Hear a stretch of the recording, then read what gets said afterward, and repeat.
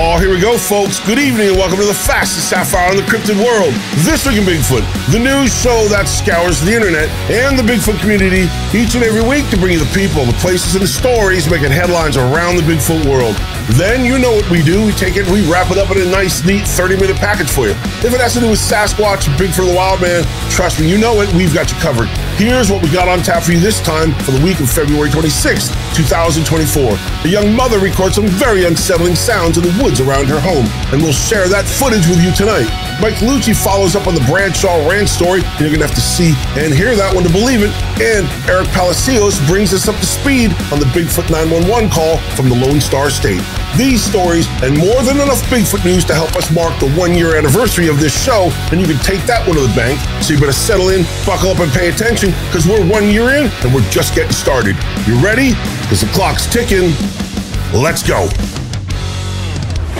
911, what are you reporting? He's walking upright like a man. With someone or something crawling around out here. But he went back up the mountain. Get somebody out there. What's going on now, sir? That son of a bitch is about 6'9", I don't know. He's all black and big. He is big. On more than one occasion, we here at the show have broken away from the subject of Bigfoot and discussed everything from aliens and UFOs to artificial intelligence, technology, or historical discoveries like we're going to do here now. And the reason for this is really quite simple. In order for the show not to stagnate, and let's face it, a lot of Bigfoot content stagnates, we have to attack this thing from as many different angles as humanly possible characteristics and present you with as much information and evidence as we can, in the hopes that one of you, our loyal viewers, will somehow one day connect the dots and prove this creature's existence to science. We're counting on you. We can't simply talk about wood knocks, tree structures, and blurry videos and photos each and every week. We'd go crazy and, well, you'd get bored and tune out. We're smarter than that, and we know you're smarter than that too. For hundreds of years, Neanderthals have been unfairly characterized as primitive beings, viewed as simple-minded savages with limited capabilities. However, recent studies coming out of France are challenging these stereotypes, revealing a more sophisticated and nuanced understanding of our distant cousins.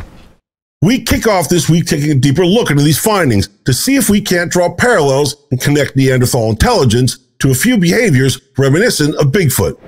Until recently, prevailing notions depicted Neanderthals as powerful hunters with short attention spans and capable of advanced behaviors. Contrary to this, recent discoveries in northern France have shed a new light on their physical abilities. The study revealed the presence of 3 long bones from the same upper limb, dating back some 183,000 to 236,000 years ago, a long time ago. The abnormal crest on the left humerus suggests an unusually strong deltoid muscle attachment, comparable to professional throwing athletes. This discovery challenges long-held perception that Neanderthals were physically inferior in terms of their throwing ability. The belief that Neanderthal spears were primarily used for throwing rather than thrusting gains additional support from their inherent weight distribution and abnormal skeletal features similar to those seen in professional athletes that throw objects for a living. Baseball pitchers, catchers, and, well, football players, quarterbacks at least. Further studies debunk the notion that Neanderthals were solely adapted to living in cold tundra environments. We've all seen those depictions too. And it's true, while the remains were often found alongside Ice Age mammals, suggesting an association with cold climates, recent genetic research introduces a different perspective. It was also found that Neanderthals may have been well suited for sprinting in wooded areas, challenging the notion that their physical characteristics were solely adaptations for colder climates. Genetic variants associated with elite power or sprint athletes were found to be more common in Neanderthals than they are in modern humans. In other words, they were much better at it than we are. This suggests that Neanderthals were built for speed, resembling sprinters rather than long-distance runners. And despite the small sample size and assumptions about genetic variants, this challenges the long-standing belief that Neanderthals were exclusively pursuit hunters adapted to cold environments.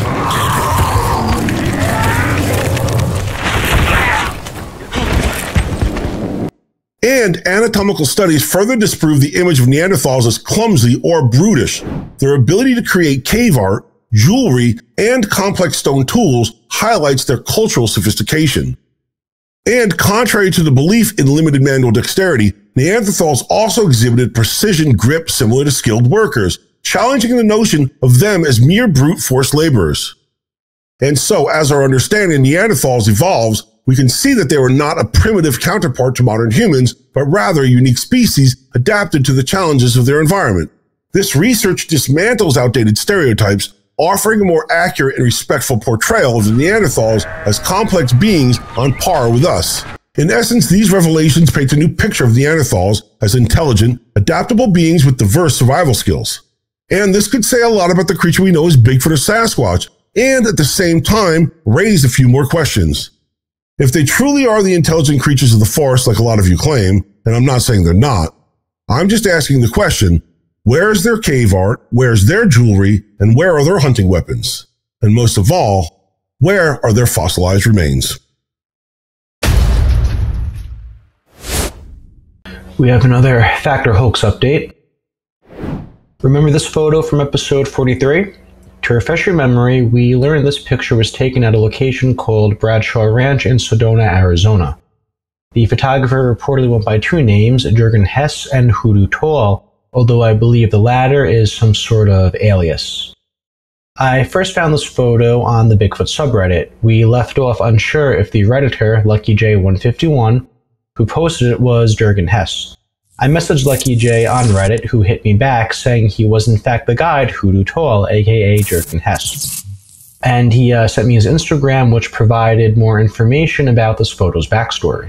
The Instagram account has lots of pictures and videos showing alleged prints, UFOs, orbs, even flying rods, and ancient Native American murals depicting Bigfoot-like creatures. Hess's Instagram also shows and talks about instances where he brought people to Bradshaw Ranch. It was here where I also found our photo in question, posted on November 22nd, 2021. I texted with Hess to confirm some details about the photo. Hess says he was at Bradshaw with a friend around 11 p.m. that night. He was totally unaware of what he called the creature. Hess said he was taking panoramas to see if anything strange appeared in the images, as previous investigators had success with this method. He said he took 3 to 4 panoramic shots in total, but the creature came out clearest in the image in question. Hess said he didn't notice the creature in the photo until reviewing them about a week after his visit. Hess believes the creature was between 6'3" and 6'5". That detail came to mind when I saw this picture in the Instagram post. It shows the window our figure in question was originally crouching under. Hess said he did a reenactment. When I asked about the reenactment photo, however, he said it would be featured in his upcoming documentary, Hoodoo Tall 2. Hess says he's done multiple investigations at Bradshaw Ranch and had several experiences, including a daytime sighting of one Bigfoot that was 12 feet tall. I want to thank Hoodoo Tall for sharing this information with me and wish him the best with his upcoming documentary. There's some links about Hoodoo Tall and Bradshaw Ranch in the video's description. We got a lot of information that helped tie some loose ends about this photo's backstory. So, as always, tell us if this update helped you decide if this photo is fact or hoax.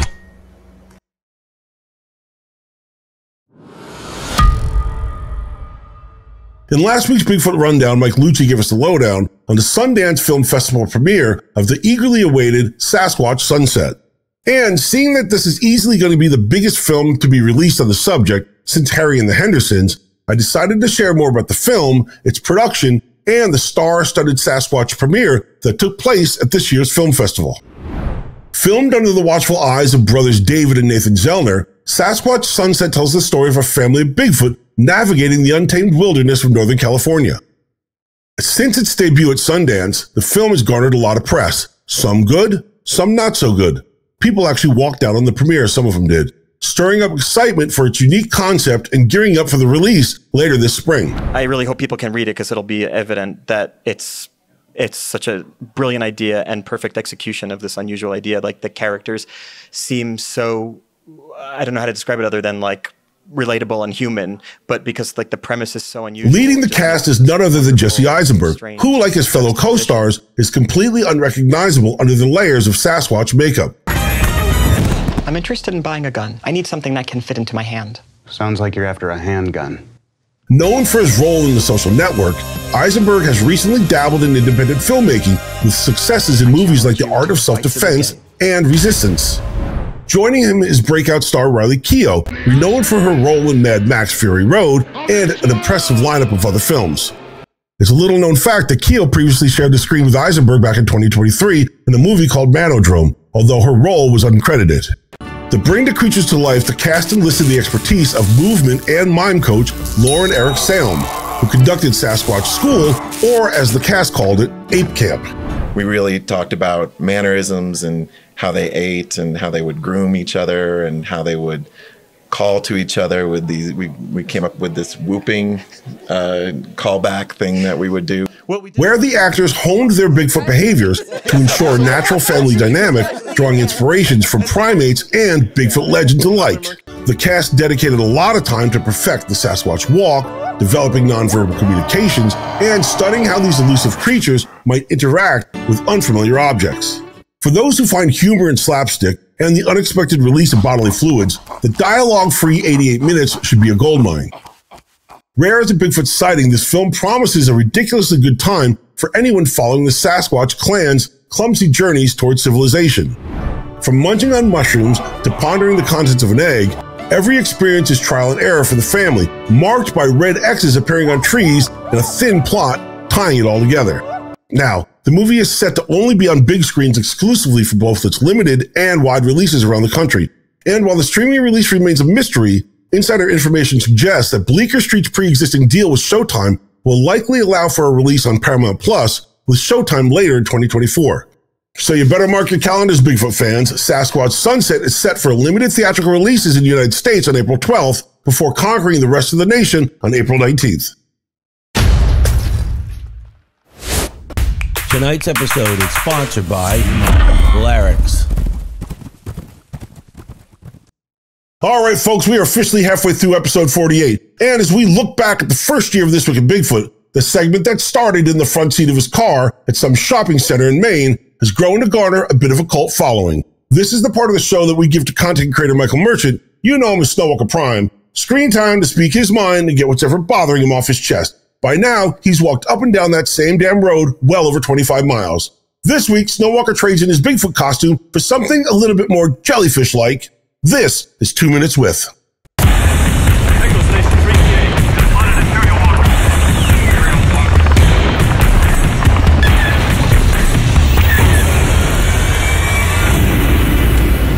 Echo Station 338. We have spotted Imperial Walker. Imperial Walker's on the North Bridge. OMG! Have you seen the UFO drone from that Jeremy guy? Jeremy Humpadickle? No, the guy that was at the Pentagon. Oh, the military guy with the top secret clearance. Yes, you've heard of him? I'm pretty sure by now everybody's heard of this guy. He's pretty amazing. He says that the U.S. government has retrieved crashed UFOs. It has been nothing to see here. Move on. All of that has changed. Biological material. Aliens. Yeah, I will say he's pretty intriguing. Wait, what? You think he's intriguing? Yeah, I think the guy's legit. Oh my God! We're on the same page. This is a pivotal moment in our relationship. Look, that doesn't mean that everything he presents is legit. I mean, he is kind of full of himself. Oh, if I looked like that, I'd be full of myself too.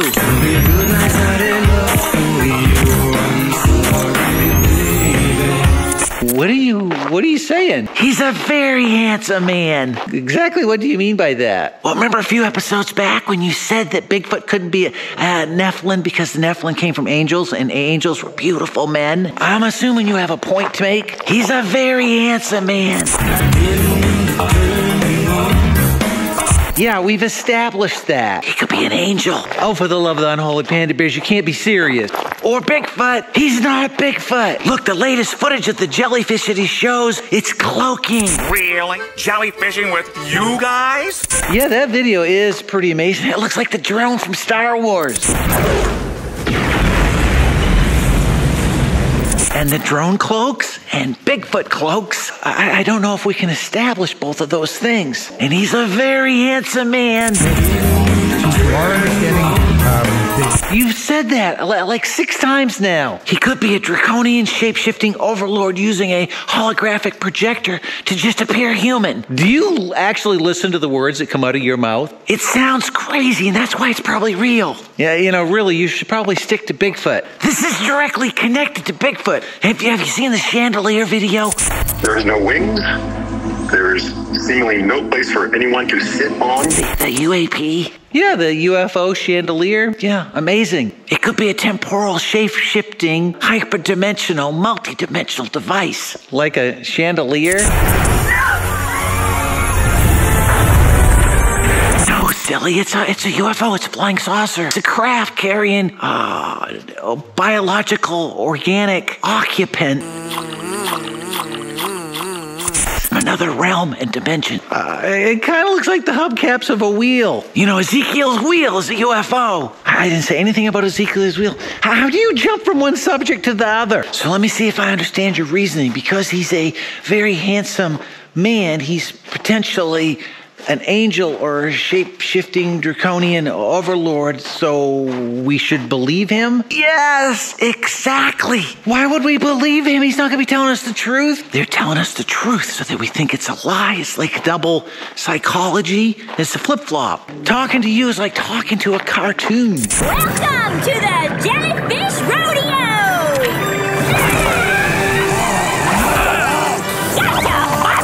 You know, here's the bottom line. I don't think anybody that good looking would lie about these things. A person's physical appearance has nothing to do with whether they tell the truth or not. Just look at those muscles. Look at that physique. It's like a Greek god. You are really focused on this. I'm not sure what to make of it. He's the savior of mankind, showing us the alien shape-shifting craft that the secret shadow illuminary government has been kept hidden from us all this time. The man needs him. He deserves a statue. A statue? Not just a statue, but a statue in every town square. Across America.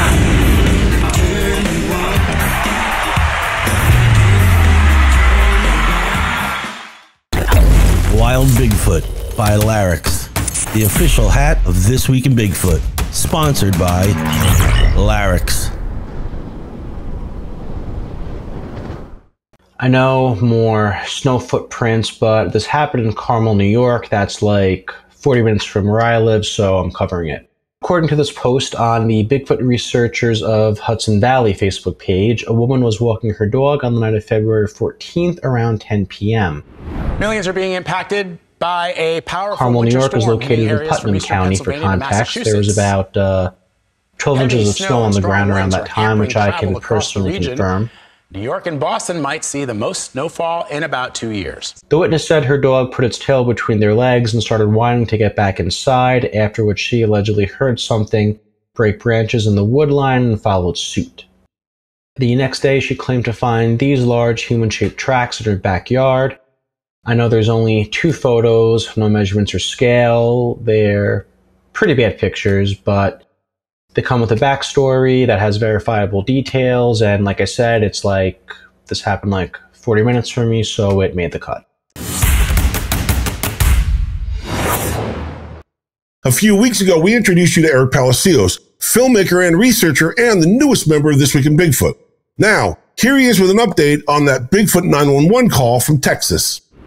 So the last time you guys saw me, I was talking about a 911 phone call that I received from the Harrison County Sheriff's Office through a Freedom of Information Act request. We spotted something, and I hate to even say anything about it, spotted something that might look like Bigfoot on the game camera. And I was wanting to talk to one of the deputies. Now, I also received the original report from the Harrison County Sheriff's Office and the photo. It's actually a series of 3 phone calls. The first, obviously, was the caller calling into the Harrison County Sheriff's Office, reporting that he believes he may have captured Bigfoot on one of his game cameras. The second call is the Harrison County Sheriff's Office transferring this call to the Texas Parks and Wildlife game warden in the area. And the last call is the Harrison County dispatcher calling back the original caller just to get some information like his full name, his address, things like that. Let's take a look at the report first. But we have the dispatcher writing, caller reports that he may have spotted something like Bigfoot on his game cameras near the Samuel Murphy Estates off of Lovely Road.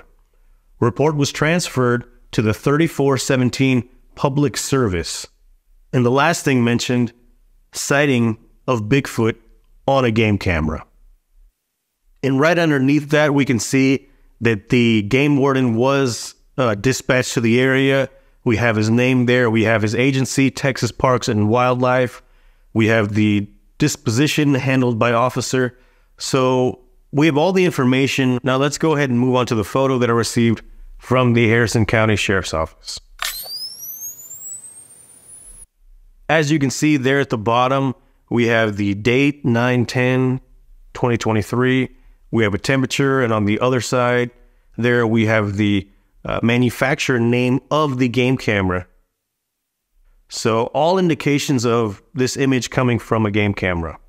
There in the middle of the photo, we have some type of game feeder. Towards the back of the picture, we have hay bales.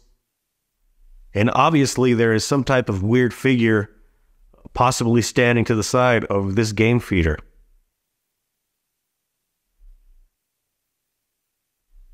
Now, the people that have seen this photo have speculated, you know, it's everything from a burnt out tree stump to a bird to a pile of wood. I'm not really sure what to make of it. I do think it is a weird image, and I have sent this out to some professionals to get it analyzed. I do have the unredacted police report that I received from Harrison County, and I have the name of the person and his phone number, and I went ahead and gave them a call and spoke with the witness, got a little bit of background on the area, got a little bit of background on him and why he felt the need to make the phone call. Now, to me, it says a lot. This person didn't post this in any Facebook group or make a TikTok video about it. He called the cops. He called the authorities. And to me, that kind of tells a lot about what was going on there. It doesn't seem like an attention-seeking type of thing to do going through the authorities. If you guys want to see how I got the report from the Harrison County Sheriff's Office, or you'd like to listen to the 911 phone call, you can check them out on my channel, Media Palace. And I'll see you guys on the next one. Now, I'd like to thank Eric for stopping by and remind you that he will be popping in from time to time with updates on all sorts of research that he's got going on and sharing his findings with us. But if you want to see more of Eric's work right now, be sure to visit his YouTube channel, Media Palace. The link is in the description.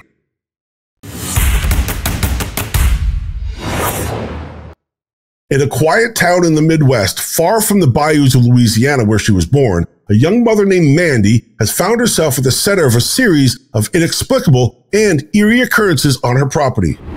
What started out as a peaceful move from the South has evolved into a surreal journey of unexplained phenomena, leaving the community baffled and intrigued. From paranormal activities to possible encounters with Bigfoot, Mandy's story is nothing short of extraordinary. Rain boots on, so. Now, what drew my attention to the story the most is a video you're going to see right here from one of Mandy's trail cameras. Strange, haunting sounds echoing through the woods surrounding her property. And, to be honest, it's a video that Mike Luci nor I had ever seen before. That says a lot because, you know, we really do scour the internet each and every week looking for anything and everything Bigfoot related. Now, after you watch it, some of you are going to speculate that, yes, this is Bigfoot related, and some are going to cry foul and cry hoax. That's fine. But here it is, you make up your mind.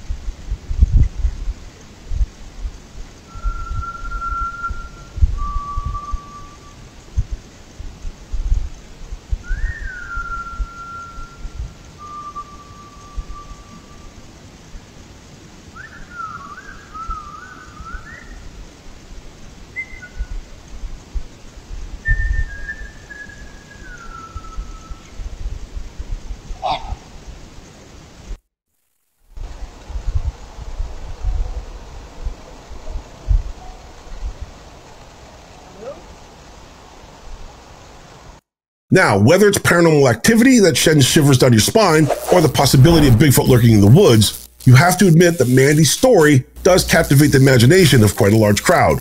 Actually, she has over 250,000 followers to date on TikTok.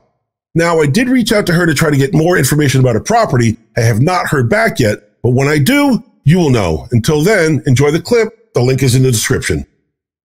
Hey, this is Chuck Larson. You're watching the CARC channel on YouTube. It's time once again for Chuck Larson's Weekly Picks.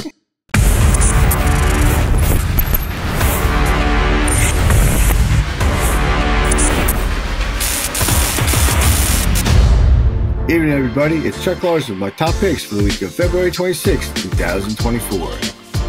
Starting us off, it's Smoky Sasquatch stories and survival. Sasquatch attack caught on video. It sent me to the hospital.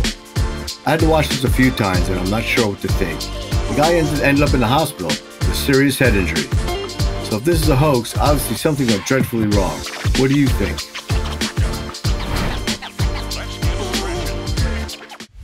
I knew these things were on my property, but nobody ever believed me when I'd tell them, so I was real excited that maybe I was going to get one on video. But I can tell you, these things aren't just going to mosey on out and pose for you while you snap a few pictures. They knew I was there the whole time and they were obviously watching me.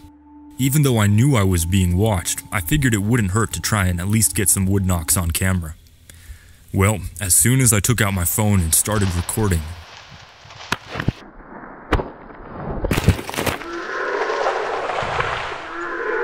as you can see, something was hurled at my head almost immediately after I pressed record.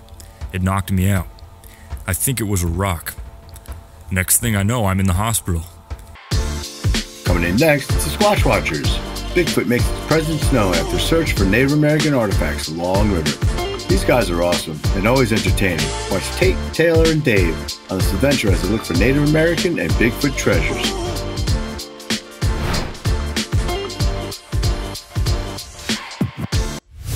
I mean, straight ahead where I'm pointing, there's like a big gray mask moved on the other side of that. Try to point it out. Okay, I'm trying to. All right, straight ahead. I'm gonna zoom in. Oh yeah, right in there. And I know it's probably gone now, but you can see that. You can see that where the sun's on them bushes right there. The wind is just, you know, they're still moving and fluttering. Well, what I seen is clearly gone. And so I've zoomed in to kind of get a little closer look over on that side of the bank. Right in there, guys, is where I saw it. Right in there. On that bank. Next, it's a conference. This week's conference spotlight is the Penn, Ohio Paranormal Conference 2. This event takes place Saturday, March 30th at the Hickory VFW, Post 6166 in Hermitage, Pennsylvania. Things kick off at 10 a.m. and go until 6. Tickets are $10 either at the door day of or through the link on the conference Facebook page. Speakers for this event are Tony Lavorne, Diamond Jim Boardwine, and Robert Solomon, to name a few. Also, Miss Amy Boo will be emceeing. I plan on attending this event, so if you see me, please say hi. And these are my top picks for this week. Brendon, back to you. All right, folks, it looks like the first year of This Week in Bigfoot is officially in the record books. We made it, baby. I'd like to thank all of you for your support, your kindness, and your generosity for taking the time to like, share, and subscribe to everything we do here at the Catskill Appalachian Research Collective. And you got to tell your friends, spread the word. We're just getting started, like I said in the beginning. Also, if you have any questions or comments, or maybe a story you'd like to see us cover on the show, you can always drop us a line at thisweekinbigfootnewscast@gmail.com. So, for Mike Luci, Chuck Larson, and Snowwalker Prime, I'm Brendon Brown, reminding you that when it comes to getting your Bigfoot news, be informed, not biased. Take care, and we'll see you next week.